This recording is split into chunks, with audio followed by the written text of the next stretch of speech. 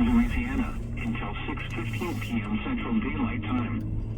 At 3:12 p.m. Central Daylight Time, Doppler radar indicated thunderstorms producing heavy rain across the Warren area.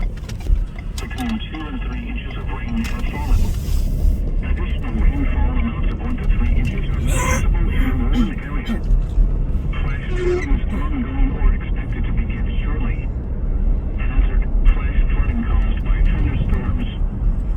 Source: radar.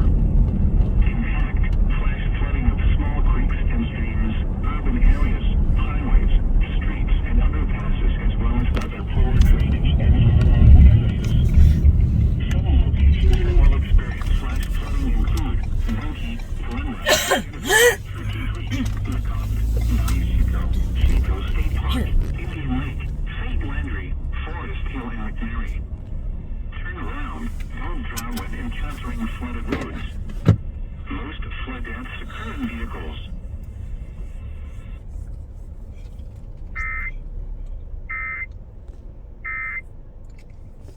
Now have a